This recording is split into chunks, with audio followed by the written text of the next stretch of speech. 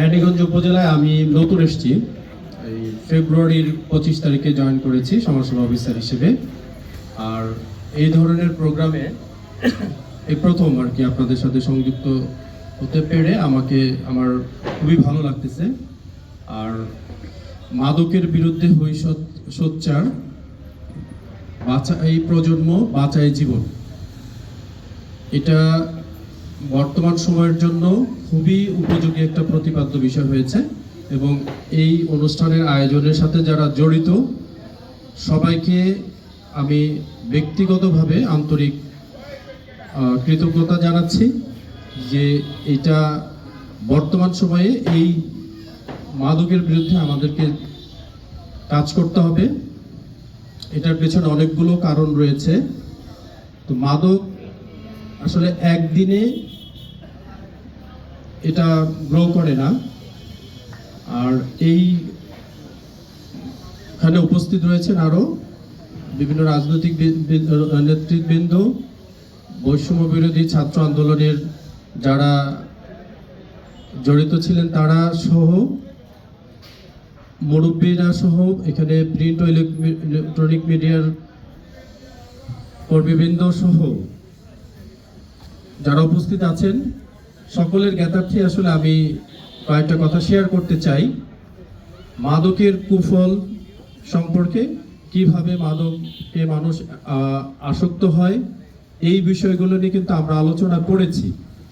অনেকেই অনেক সুন্দর সুন্দর পয়েন্ট দিয়েছেন, কিন্তু মাদক সামাজিক অনেকগুলো সমস্যার মধ্যে অন্যতম একটা সমস্যা হিসেবে বর্তমানে আমাদের বাংলাদেশের জন্য খুবই ভয়ঙ্কর একটা সামাজিক সমস্যা হিসেবে পরিগণিত হয়েছে। আর এই সমস্যাটার প্রবলেমগুলো আমরা জানি, কিন্তু এই সমস্যার সমাধান করার জন্য সরকারিভাবে যে প্রস্তুতি নেওয়ার দরকার সেটা কিন্তু নাই। যেহেতু আমি সমাজসেবা অফিসার হিসেবে কাজ করি, আমার পাশে আছেন পুলিশ বিভাগের যারা দায়িত্বপ্রাপ্ত। আপনার মাদকাসক্ত যখনই কোনো ছেলে মেয়ে বা যে কেউ হয়, অথবা মাদকের ব্যবসা হয় বা মাদক রিলেটেড কোনো ক্রাইম হয়, মানে ক্রিমিনাল অফেন্সগুলো তৈরি হয়, তখন কিন্তু আমরা আমাদের থানাতে যারা আছেন তাদের সাথে শরণাপন্ন হই যে এই মাদক গ্রহণ করছে। মাদক কেনাবেচার বিষয়টা একরকম, আর যারা মাদক গ্রহণ করে সেটা আর একরকম। তো এদের মধ্যে যারা 18 বছরের নিচে, মানে শিশু যারা আছে, তারা যদি মাদক গ্রহণ করে বা তারা যদি কোনো ক্রিমিনাল অফেন্স করে, তাদের বিচারটা কিন্তু ক্রিমিনাল অ্যাক্টের মাধ্যমে করা যায় না। এটা আইনগতভাবে প্রবলেম আছে।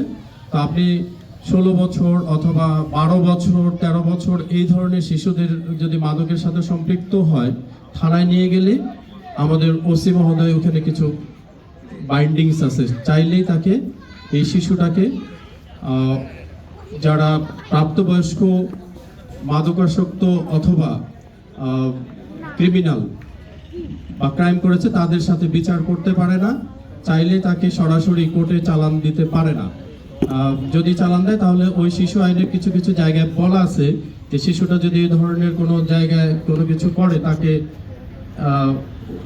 অন্যান্য ক্রিমিনাল যারা আছে তাদের মতো করে তাদের সাথে ট্রিট করা যায় না।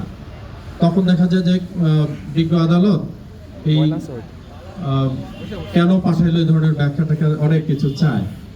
তো আমি যে বিষয়টা বোঝাতে চাচ্ছি যে মাদকের যে কুফল বা মাদকের কারণে এখান থেকে রিকভারি করার জন্য সরকারিভাবে ওই রকম প্রস্তুতি আমাদের নাই। কিন্তু যেমন একজন মাদকাসক্ত যে আছে, তাকে যদি সংশোধন আমরা করতে চাই, তো সংশোধন আকারে পাঠাতে হবে। সমাজসেবা অধিদপ্তর কর্তৃক পরিচালিত 3টা শিশু উন্নয়ন কেন্দ্র আছে। এখন এই শিশু উন্নয়ন কেন্দ্রে আমাদের পুলিশ যদি মনে করে যে সে